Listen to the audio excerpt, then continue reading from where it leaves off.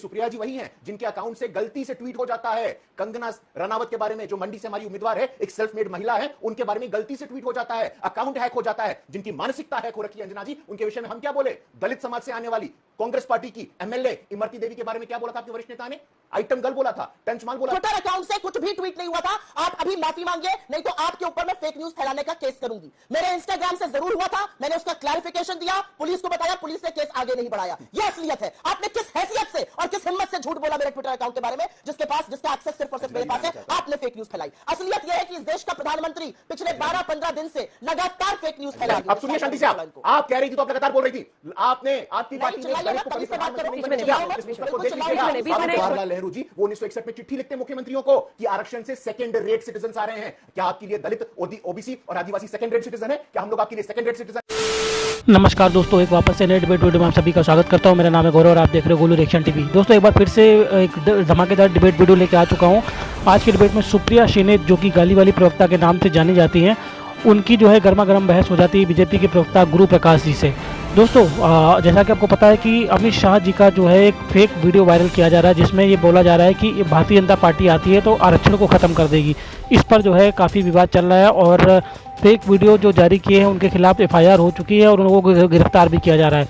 इसी पर आज की डिबेट है और डिबेट में जो गाली वाली प्रवक्ता जो सुप्रिया शिने थे अपना आपा खो बैठती हैं और उल्टा जो है इनके ऊपर एफआईआर करने की बात करती है बीजेपी प्रवक्ता। तो चलिए वीडियो शुरू कर लेते हैं। वीडियो को लाइक और शेयर अवश्य करें। चलिए वीडियो की ओर चलते हैं।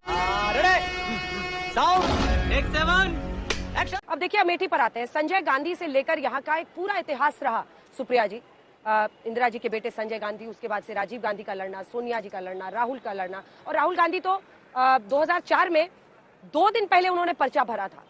अब मैं चाहती हूँ कि इससे पहले कि कुछ भी हम लोगों को कहे, 2009 में उन्होंने आखिरी दिन पर्चा भरा था। क्या इस बार हम माने 7 दिन पहले उन्होंने 2014 में भरा था?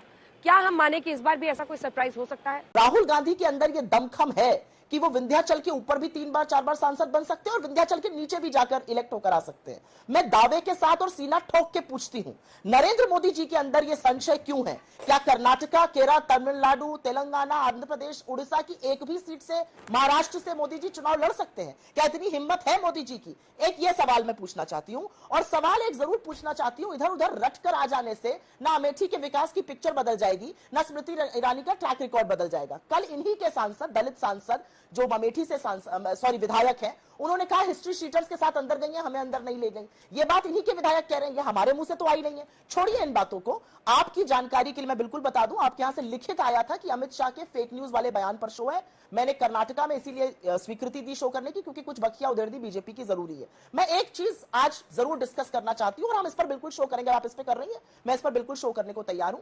यह प्रज्वल रेवन्ना है। मैं इस समय कर्नाटका के हुबली में हूं। यह हासन से जेडीएस का सांसद है और इस बार ये नरेंद्र मोदी की बीजेपी का और जेडीएस के संयुक्त उम्मीदवार हैं।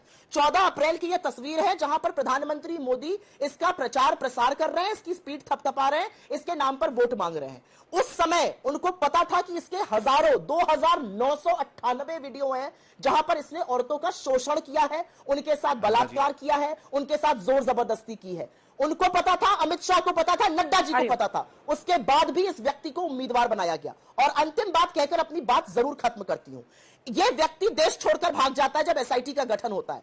अमित शाह जी अभी हफ्ते 10 दिन पहले बता रहे थे कि प्रियंका जी विदेश गई है। 2 दिन के लिए वो बिल्कुल अपनी बेटी से मिलने गई थी, उसका कॉलेज में फंक्शन था, बिल्कुल गई थी। उनको प्रियंका जी के आवागमन का सब पता है।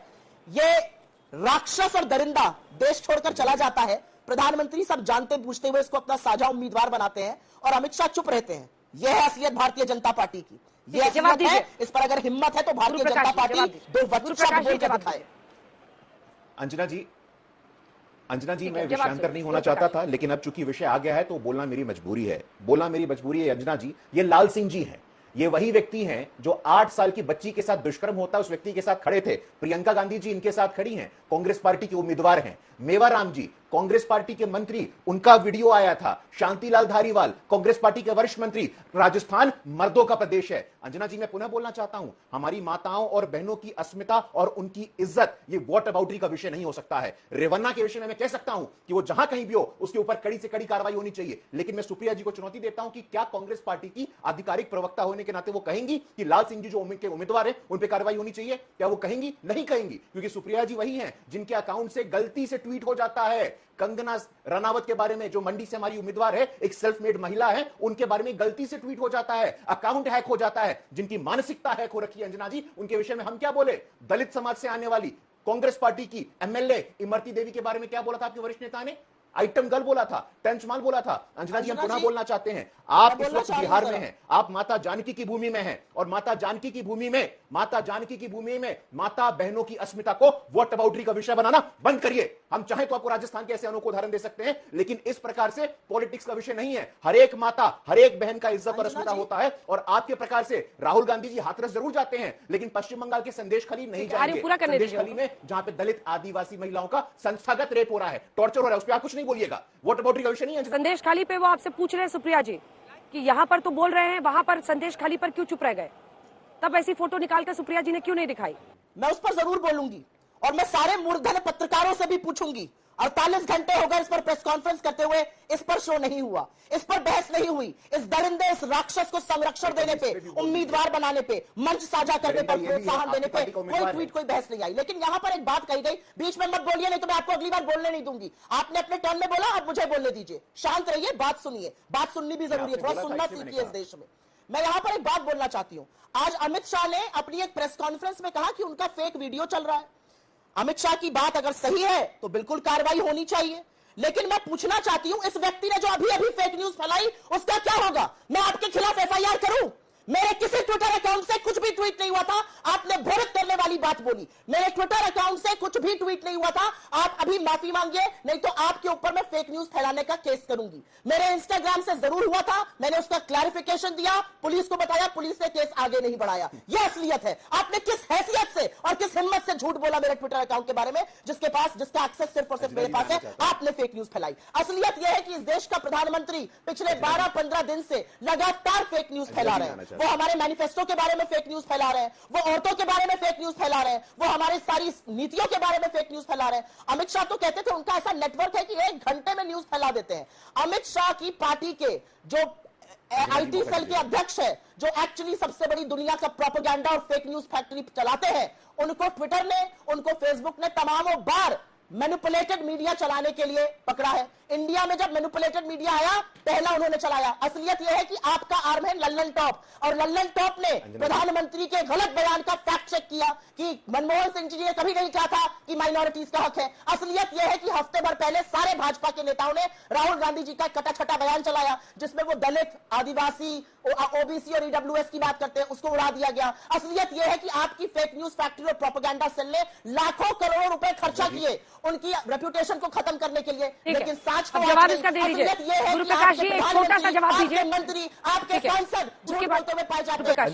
अंजना जी, एक एडिटेड वीडियो की बात की गई है। देखिए, कांग्रेस पार्टी की कायरता देखिए। देश के माननीय गृह मंत्री जी का एक एडिटेड वीडियो चलाती है और तेलंगाना की ऑफिशियल ट्विटर हैंडल उसको ट्वीट करती है, और डर के कारण, कायरता के कारण उनको इस ट्वीट को डिलीट करना पड़ा। मैं तो आभारी हूं सुप्रिया जी का कि उन्होंने इस ट्वीट का जिक्र किया, इस वीडियो का जिक्र किया। मैं तो बोलना चाहता हूं कि SC, ST, OBC Congress party के असलियत से परिचित हैं। राहुल गांधी जी के परदादा जवाहरलाल नेहरू कहते थे कि मैं आरक्षण का घोषित रूप से विरोधी हूं। 1961 की चिट्ठी पढ़ लीजिएगा जो उन्होंने प्रदेश के मुख्यमंत्री को लिखा था। राहुल गांधी जी के पिताजी राजीव गांधी कहते थे कि जातिगत जनगणना होगी, मंडल कमीशन आएगा तो कास्ट वॉर हो जाएगा। आपने तो अपने OBC अध्यक्ष सीताराम केसरी जी तक को अपमानित किया। इस पुस्तक को पढ़ लीजिएगा। बाबू जगजीवन राम ने कहा है कि इस देश का प्रधानमंत्री दलित नहीं हो सकता है। अब सुनिए शांति से, आप कह रही थी तो आप लगातार बोल रही थी, आपने, आपकी पार्टी ने दलित को कभी प्रधानमंत्री नहीं बनने दिया। इस पुस्तक को देख लीजिएगा, कहना पड़ा था। सब लोग अपनी अपनी बारी में, अपनी बारी में आवाज नीचे कीजिए, पूरा करने दीजिए। अंजना जी, गुरु प्रकाश जी बोलिए।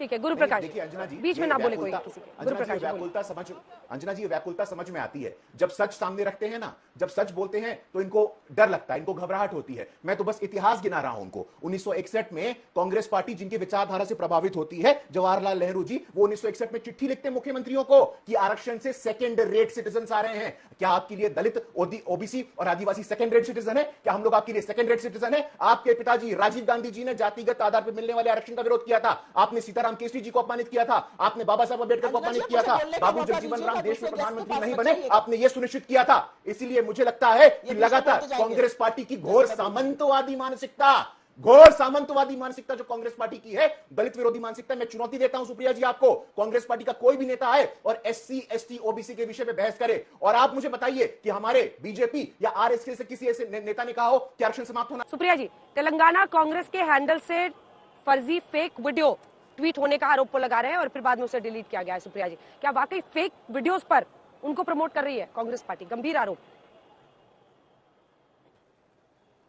अंजना जी, सूप तो सूप, बोले छलनी जिसमें 72 छेद। प्रधानमंत्री मोदी, गृह मंत्री अमित शाह जिस पद पर पहुंचे हैं, प्रोपेगेंडा और फेक न्यूज के मलबे पर खड़े होकर पहुंचे हैं। असलियत यह है कि भाजपा दुनिया की सबसे बड़ी फेक न्यूज फैक्ट्री चलाती है। असलियत यह है कि प्रधानमंत्री लगातार झूठ बोलते हैं, आज भी हमारे मैनिफेस्टो पर 15 दिन से झूठ बोल रहे हैं। असलियत यह है कि बीजेपी के नेता और सांसद पकड़े जाते हैं झूठ बोलते हुए, चाहे वो कन्हैया लाल का झूठ हो, चाहे वो राहुल गांधी के बारे में झूठ हो, चाहे उनकी आरती करने के बारे में झूठ हो, चाहे उनके सिग्नेचर का झूठ हो, बार बार पकड़े जाते हैं। ये फर्जी वीडियो तो पोस्ट किया ही ना तेलंगाना कांग्रेस ने। सुप्रिया जी, ये तो एक सच्चाई है ना, ये तो एक सच्चाई है ना सुप्रिया जी। अरे तो फर्जी वीडियो तो, अरे भैया अंजना जी मेरी बात तो सुनिए। अंजना जी बिल्कुल सही आप कह रही हैं, फर्जी वीडियो गलती से पोस्ट हुआ, उनको लगा वायरल पोस्ट है, तुरंत डिलीट किया जैसे ही पता चला। मजा आया। खत्म, bye bye, tata, goodbye, गया। तो दोस्तों वीडियो समाप्त हो चुका है। अगर यहाँ तक आप लोगों ने वीडियो देख लिया तो आप सभी से रिक्वेस्ट है कि चैनल को सब्सक्राइब जरूर करें, साथ ही साथ बेल वाले आइकन को प्रेस करके ऑल पे क्लिक कर लीजिएगा, जिससे जब भी हमारा वीडियो अपलोड होगा उसकी नोटिफिकेशन आपके पास आ जाएगी। तो चलिए वीडियो की बात कर लेते हैं। और दोस्तों वीडियो में आप लोगों ने देखा सुप्रिया श्रीनेत को किस तरह से गुरु प्रकाश जी ने, बीजेपी प्रवक्ता ने अच्छे से जवाब दिया है। फेक वीडियो ये लोग फैलाते हैं, चाहे मोदी जी का फेक वीडियो हो या अमित शाह जी का जो है फेक वीडियो फैला रहे हैं चुनाव में फ़ायदा लेने के लिए कि बीजेपी जो आएगी तो आरक्षण खत्म कर देगी। तो उस वीडियो पे काफ़ी विवाद हो चुका है और जो वीडियो इसको शेयर किए थे उनके खिलाफ FIR भी हो चुकी है। तो दोस्तों डिबेट के बारे में आपकी प्रतिक्रिया क्या है, कमेंट के माध्यम से जरूर बताइएगा। इसी तरह के वीडियो आपको हमारे चैनल पर देखने को मिलते रहेंगे। तो इस वीडियो को समाप्त करते हैं, मिलते हैं आपको किसी और वीडियो में, तब तक के लिए जय श्री राम।